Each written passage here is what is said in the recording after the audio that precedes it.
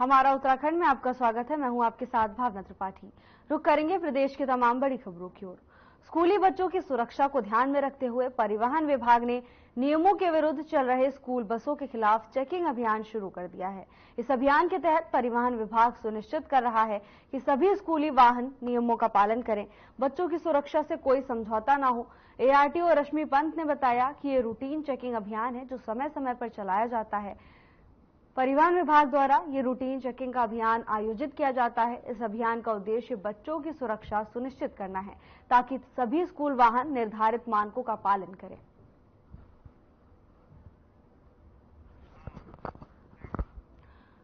School के बच्चों की सुरक्षा को ध्यान में रखते हुए परिवहन विभाग की ओर से बड़ा अभियान चलाया गया, जिसको लेकर प्रशासन की ओर से बयान दिया गया है कि बच्चों की सुरक्षा से कोई समझौता नहीं किया जाएगा और इसी क्रम में लगातार स्कूल बसों की चेकिंग की जाती है, जिससे सभी स्कूल निर्धारित मानकों का पालन करें। लगातार बढ़ रही दुर्घटनाओं को लेकर अब प्रशासन अलर्ट नजर आ रहा है, तो वहीं स्कूली बच्चों की सुरक्षा को लेकर भी कार्रवाई की जा रही है।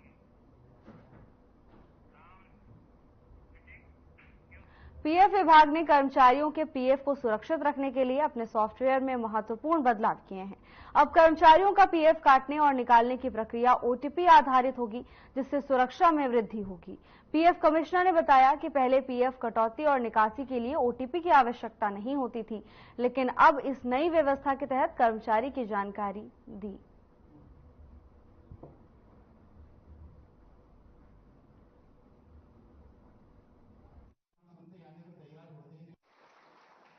एक्चुअली ऐसा है कि गवर्नमेंट जो है और ये सिक्योरिटी फीचर्स ला रही है। एम्प्लॉइज में था OTP बेस्ड, एम्प्लॉयर में लॉगिन में OTP बेस्ड फीचर नहीं था, तो अब वो गवर्नमेंट ने ले आए हैं ताकि ज़्यादा से ज़्यादा एक सिक्योरिटी फीचर मिले सबको, कोई यूजर ID पासवर्ड का मिसयूज ना करे। तो इसी के बेसिस में एक जो है OTP बेस अब कर दिया गया है। तो अब जब भी कोई आदमी लॉगिन करेगा तो उसका जो है OTP आएगा। ये आ रही है कि कुछ लोगों के पास अपने मोबाइल नंबर भी करेक्शन कराना है जो नहीं है, पुराने हैं, तो इसके लिए हम पूरा प्रेजेंटेशन लेकर आए हैं ताकि लोगों को पहले गाइड कर पाएं और जिससे हम इमीडिएटली इस प्रॉब्लम को सॉल्व करें।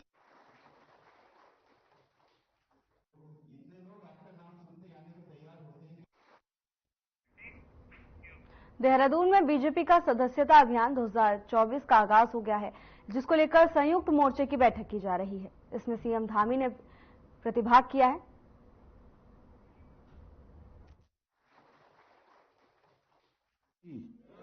भारत माता की। मोर्चों की बैठक में उत्साह न हो तो फिर वो बैठक आप समझ लीजिए, फिर है ना, बोलिए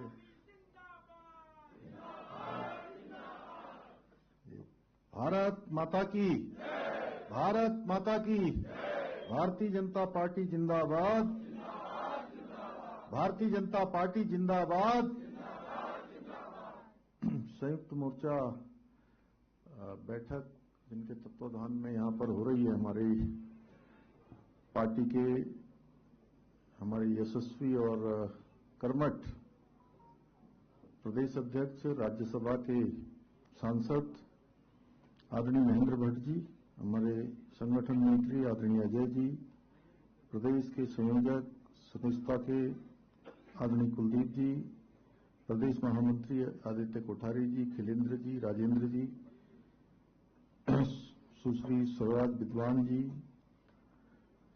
और इसका संचालन करने वाली आज के मोर्चे की बैठक का नेहा जोशी जी, प्रदेश उपाध्यक्ष शैलेंद्र जी बिष्ट, मुकेश कोहली जी, प्रदीप बिष्ट जी, नीरू देवी जी एवं मंच पर आसीन हमारे समीर जी, सांग जी और सभी, पंडित जी से लेकर राकेश जी तक। अब इसमें नाम तो कम लिखे हैं। सभी उपस्थित हमारे मंचासीन सभी हमारे सभी पदाधिकारीगण और मेरे सामने बैठे हुए सभी मोर्चों के हमारे देवतुल्य कार्यकर्ता, पदाधिकारी, भाइयों एवं बहनों, मैं सबसे पहले तो आप सभी का ये उद्घाटन सत्र है और उद्घाटन सत्र में अभी कुलदीप जी ने बहुत विस्तार से सारी बातें यहाँ पर रख दी हैं और बहुत मैं समझता हूँ उसके बाद बहुत कुछ ज्यादा बचता नहीं है। अब जो भी सत्र रखा होगा माननीय संगठन मंत्री जी ने और अध्यक्ष जी ने वो आपका चलेगा। मैं अपनी ओर से आप सभी का जो कि संगठन पर्व प्रारंभ हो रहा है, मैं आप सबका स्वागत करता हूं, हृदय से आप सबका अभिनंदन करता हूं। और बैठक में जो सम्मिलित किए गए विभिन्न विषय हैं उनको मैंने देखा है, जैसा मुझे बताया भी गया। और पिछली बैठक में महानगर की हम लोगों ने इसका शुभारंभ भी किया था। वहां लोगों महानगर के कार्यकर्ताओं के बीच में ये अभियान हम लोगों ने प्रारंभ किया था और विधायकों के बीच में भी हमारी गैरसैंण में माननीय प्रदेश अध्यक्ष जी की उपस्थिति में और संगठन मंत्री जी की उपस्थिति में सभी मंत्री और विधायकों के साथ भी बैठक हो गई है। और इस बैठक में भी सदस्यता अभियान, संगठनात्मक विषय, मन की बात, बूथ सशक्तिकरण अभियान सहित अनेक विषयों पर आप सबके साथ मंथन किया जाएगा। और लंबे समय से आप सब लोग इस काम को करते आए हैं, अब फिर से एक नए उत्साह के साथ, क्योंकि जब भी हमारी बैठक होती है हम सब लोग मिलते हैं तो एक नई ऊर्जा लेकर फिर से हम अपने स्थानों पर जाते हैं और नए तरीके से जो हमारा राष्ट्रीय नेतृत्व तय करता है उस अभियान को आगे बढ़ाते हैं। और आज की बैठक में भी मुझे पूरा विश्वास है कि जो दिन भर आप सब लोग यहां बैठेंगे और बहुत सारे सत्र होंगे, बहुत सारे लोगों के हमारे हमको उद्बोधन मिलेगा, एक मंथन होगा और इस प्रेरणा रूपी अमृत निश्चित रूप से इस मंथन से निकलेगा और ये हमारे राज्य के लिए भी और भारतीय जनता पार्टी के लिए भी लाभकारी होगा। उससे पहले आप सभी को अभी प्रदेश अध्यक्ष जी वगैरह अभी तो बोलेंगे, अभी लास्ट में अभी इनका उद्बोधन प्राप्त होगा, इसलिए मैं ज्यादा कुछ नहीं बोलूंगा। पर मैं एक बात जरूर कहना चाहता हूं कि हम इन विशेष अभियानों के माध्यम से समाज के हर वर्ग तक हम पहुंचे हैं, ये हमारा प्रयास होना चाहिए।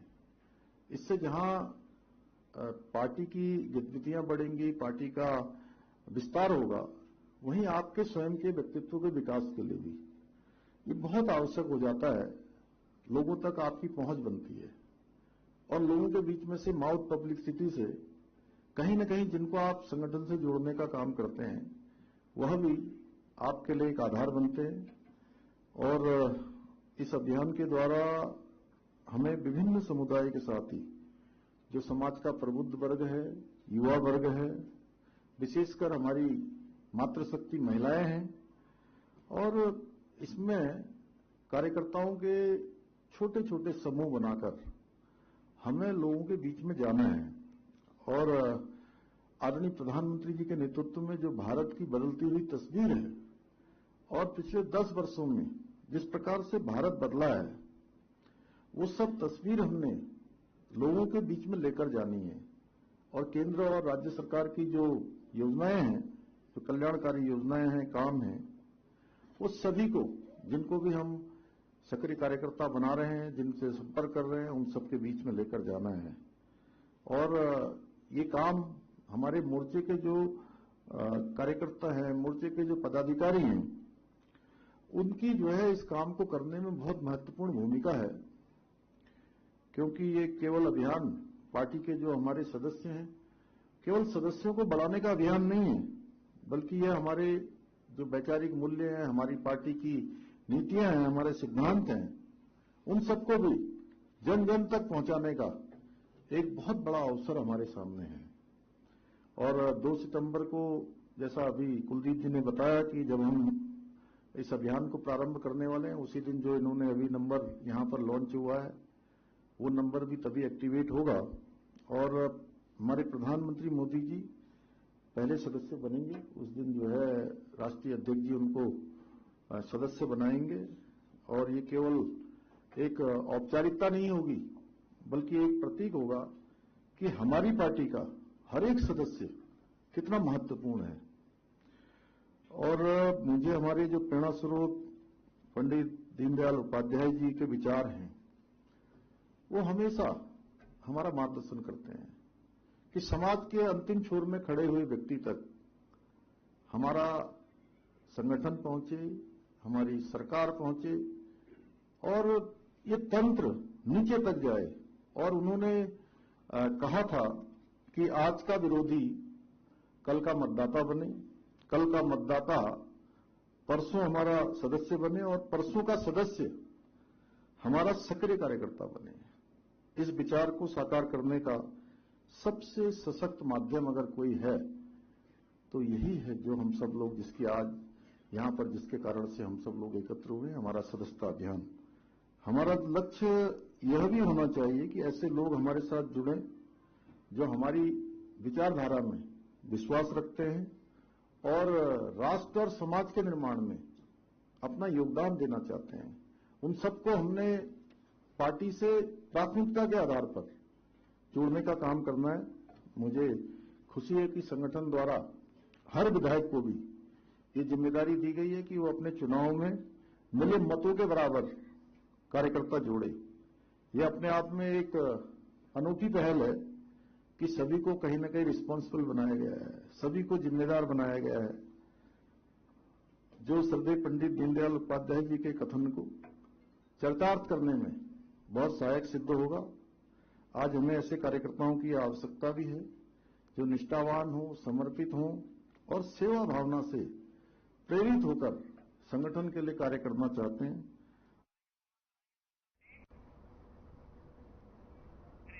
वक्त हो चला एक छोटे से ब्रेक का, जल्द हाजिर होंगे ब्रेक के बाद।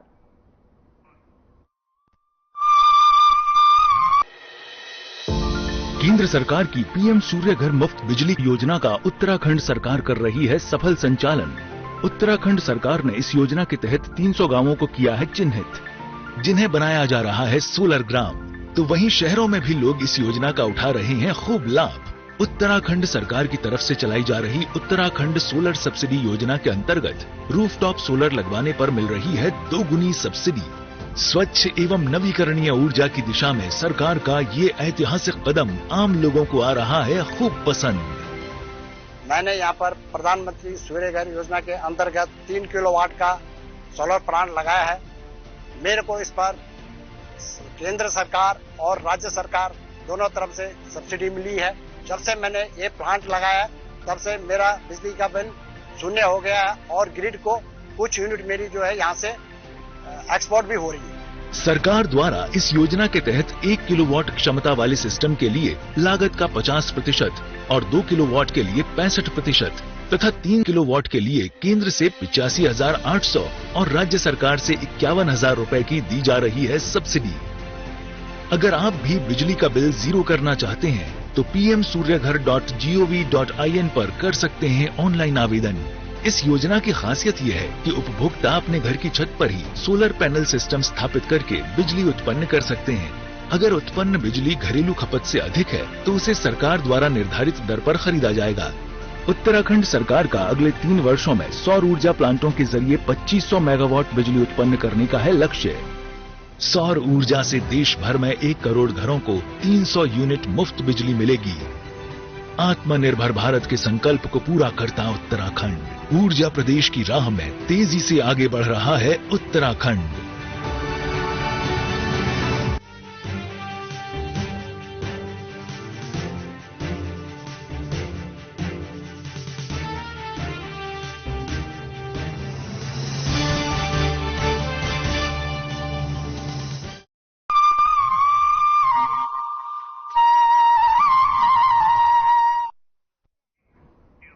ब्रेक के बाद आपका स्वागत है। तो चलिए आपको सीधा देहरादून लिए चलते हैं, जहां मुख्यमंत्री पुष्कर सिंह धामी संयुक्त मोर्चे की बैठक में उन्होंने प्रतिभाग किया है। समझता हूं दुनिया के अंदर इतनी लंबी श्रृंखला जो मन की बात की उन्होंने चलाई है, ये पहला कार्यक्रम है और इसको भी अधिक से अधिक लोगों तक पहुंचाना है, जिससे अधिक से अधिक जनता इस कार्यक्रम से जुड़कर प्रेरित हो सके, लाभान्वित हो सके। साथियों, हमें आदरणीय प्रधानमंत्री जी की भांति देश और अपने संगठन को और अधिक मजबूत करने के लिए दिन रात काम करना है। अपने को व्यवस्थित करना है, अपने को संगठित करना है और पूरी तरह से अनुशासित रहते हुए अपने स्वयं के काम के साथ साथ संगठन के काम को भी आगे बढ़ाना है। हम सभी जानते हैं कि आदरणीय प्रधानमंत्री जी के कुशल नेतृत्व का ही प्रतिफल है कि पिछले 10 वर्षों में हर क्षेत्र में आज भारत आगे बढ़ा है। हर वर्ग के कल्याण का एक मैप धरातल पर उतरा है। इन 10 सालों में अगर हम स्वास्थ्य की बात करें, गरीब कल्याण की बात करें, निःशुल्क खाद्यान्न की बात करें, शिक्षा की बात करें, या किसानों के विकास से लेकर गरीबों के आवास हो, या सेना का आधुनिकीकरण हो, या आंतरिक सुरक्षा हो, बाह्य सुरक्षा हो, हर क्षेत्र में बहुत तेजी से काम हुआ है। और मैं आप सबको बताऊं कि जब हम एक बड़ी बैठक में बैठे थे, जिसमें पूरे अंतर्राष्ट्रीय स्तर पर, चूंकि उत्तराखंड भी एक हमारा 2 अंतर्राष्ट्रीय सीमाओं से लगा हुआ प्रदेश है, उसमें हमने देखा कि 2014 से पहले जो हमारा आधारभूत ढांचा था, सड़कें, बिजली, तमाम प्रकार के इंफ्रास्ट्रक्चर, वो बिल्कुल भी नहीं बना था, जबकि हमारे पड़ोसी देशों में तेजी से बनता हुआ चल रहा था। लेकिन 2014 के बाद पिछले 10 सालों में ये तस्वीर पूरी तरह से बदल गई, क्योंकि माननीय प्रधानमंत्री जी राष्ट्र प्रथम की भावना से काम कर रहे हैं। राष्ट्र पहले, इस भावना को लेकर काम करता है जब व्यक्ति, तो उसको राष्ट्र के लिए जो भी जरूरी होता है वो सब काम उसकी प्राथमिकता में होते हैं।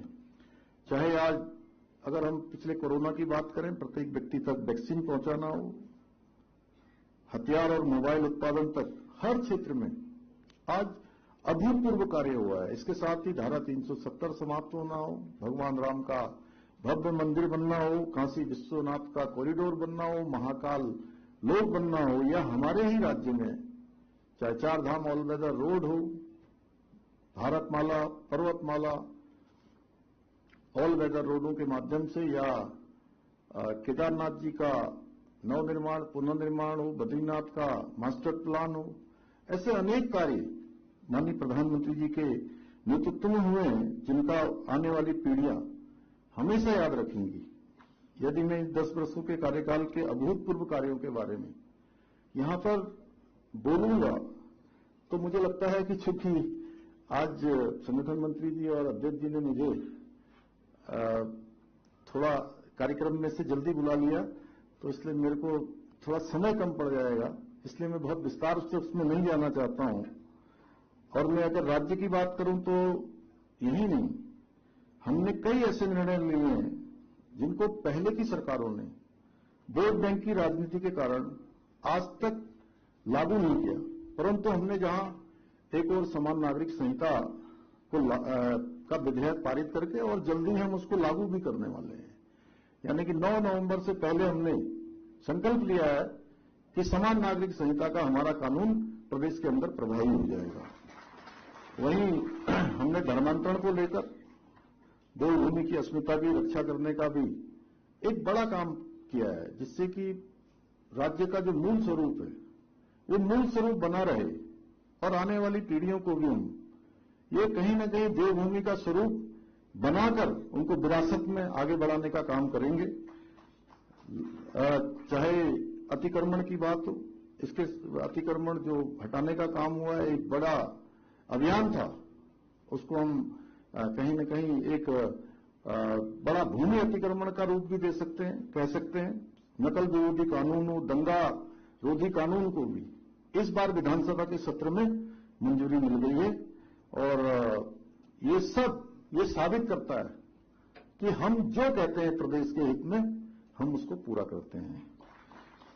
और हमने उत्तराखंड में खेल विश्वविद्यालय बनाने का भी वायदा किया था। आप सभी को ये जानकर खुशी होगी कि इस बार विधानसभा के सत्र में खेल विश्वविद्यालय को भी मंजूरी मिल गई है।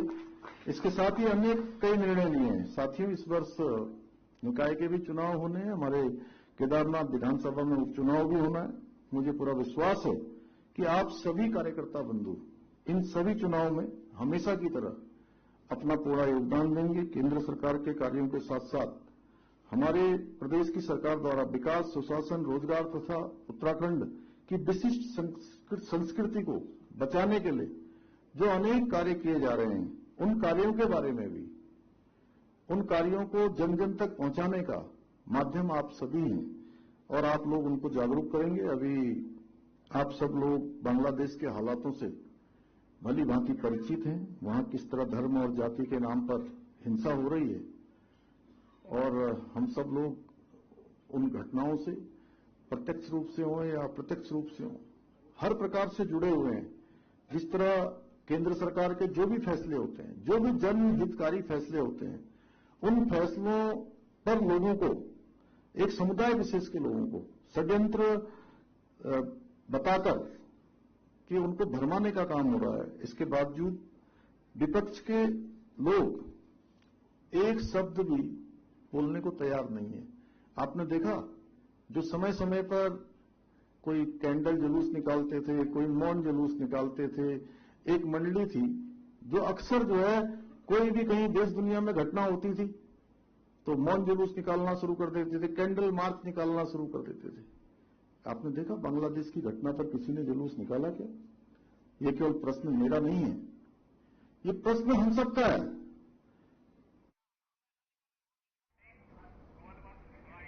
फिलहाल के लिए बस इतना ही। जल्द हाजिर होंगे नई अपडेट्स के साथ। नमस्कार।